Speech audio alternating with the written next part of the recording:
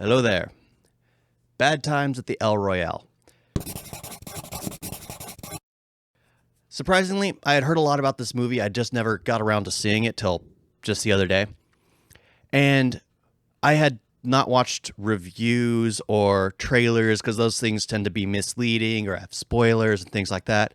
Just like with, apparently, the ad right here. It's got Chris Hemsworth here. It makes it seem like he's a main character, which technically he doesn't appear till the third act. They do have him in like one scene in the during the second act, but no, he doesn't really show up till the very end. And they used him to basically prop up the movie. The movie is enjoyable, however, it just seems like a series of unfortunate events. Everything just seems to happen at that point in time. I'm still not entirely sure what was going on because there's an agent who's there, there's a priest who is there, there's a lady who's there who's singing. There is, yeah, so everyone just seems to have happened to stop there, of all places. And because it's basically the same identity. If you've seen Identity, everyone is stuck in a motel. Things start to go all haywire as people are disappearing, trying to discover why.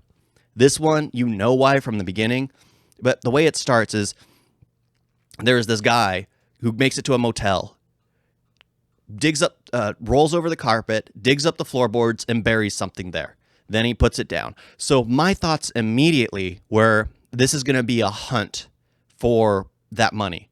There was going to be the people they stole it from. There was going to be the people who were on his team. There was going to be the people who were just happened to be there. There was going to be the cops. There were going to be several different factions who were all diverging onto one location. No. Basically, that happens, and then 10 years later. So that already, I was like, this doesn't seem like it's going to be a good movie. And then it starts out where a priest is standing, which honestly, I did enjoy the priest. He was fun. He was humorous. He was enjoyable to watch, even though you know everything's basically misleading. But it's just like there are things going on at that motel that just don't make sense. There are things that are never really answered. The motel is a spy location where you record shady things that are going on with diplomats, but you don't know entirely who's contracting them out to record all this stuff. You don't know why all that stuff is going on. There is an agent there looking for film, which I guess is the film that is discovered by the priest, but you don't know why. You're never given a real understanding as to what this organization is. I guess it's some kind of governmental organization that has its control in everything. I don't know. That's one thing that really bothered me. The whole series of unfortunate events. There's the hippie that shows up last minute. In her trunk, she has her sister. Her sister is under the control of Chris Hemsworth. And basically, as everything unfolds, she calls Chris Hemsworth when she finally has a chance to escape. She calls him. And then everything comes to a head when the whole place starts to burn down. It's one of those things that's just like everything just seemed to have happened. Like there's this the guy who runs the whole location, takes the footage, all that stuff. What he does is he feels regret for everything he has done. Apparently he has killed people. He has done many bad things, but it's just like when it goes to how many people he's killed, he's apparently a great marksman. But it's in war. And I'm not saying it's bad, but yeah, he's suffering from severe PTSD, and he feels tremendous regret for it. He hates himself for it. And it's one of those things that's just like, I know it's basically 70s, around 70s. I think it's 70s. So it's kind of like, I guess that's what it is. I guess that's why. And they're basically like what's on the film reel is a politician, and you can guess basically around that time who that politician would have been, who had a great say, who standed for great things, who was a nice person, did things for great, but made small mistakes, and basically died for them. It's one of those things that it's just like, yeah, sometimes it's best to let the history of just die. What is it in Dark Knight Rises? That they need the hero that he's the hero they needed. Yeah, so whatever. Where Harvey Dent dies being the hero they needed instead of letting all his dirt shine and know that he was a terrible human being. Not terrible, but just misguided. So it's one of those things that's just like, I can kind of accept, I kind of know who they're talking about, but at the same time, they don't address it because it might be a red flag depending on who it is. So it's one of those things that it's just like, okay, cool. But the series of unfortunate events is what's really bothering me about that. It's just everything just all happens, and it's annoying. Everything is at a bad place and time.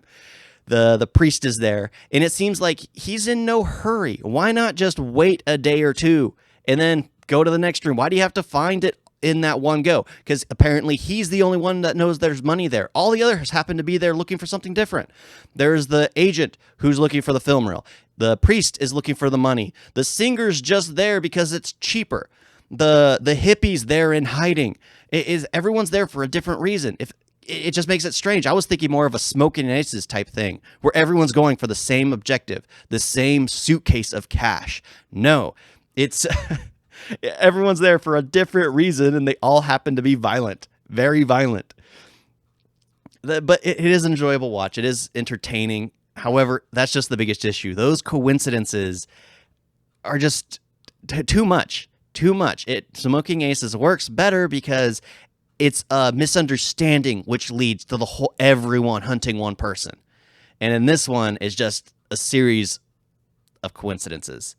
Everyone happens to stop there. It is enjoyable. The posters are all misleading because they have Chris Hemsworth like at the forefront of every single one. And I thought I'd keep it here because he's an attractive man, and it's just like, that's for you ladies.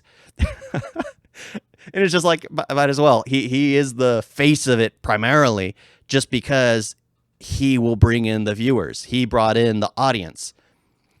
Yeah, but that's pretty much it. I enjoy the movie. I'll probably watch it again at some point, see if I can grasp anything I might have missed. If they had mentioned things that I had missed, because there's one point where the guy's on the agent is on the phone and it's being transcribed as he's on the phone. Was that did someone have a bug in the telephone booth, or is that something completely different? Or were they actually transcribing the actual recorded audio? I'm not sure. It didn't make sense to me. I was confused as to why that was even there, except to show that he was ordered not to interfere with the hippie and the hippie's kidnapping of her own sister. Yeah, yet, of course, he did because he's a cop and wanted to do what's right, and everything just falls apart from there. Yeah, but it is enjoyable. Might have to watch it again. Like I said, I probably will because it is fun. Yeah, but one of those things is just, if you want to be misled from the beginning, yes, this is the movie for you, because it makes you think one thing when it's just like, oh, it's just a coincidence. It's not everyone wanting money. It's just the money happens to be there, and one person happens to know it's there. Yeah, it is an enjoyable watch. I'd watch it again. Like I've said several times, this is why I need to start editing again.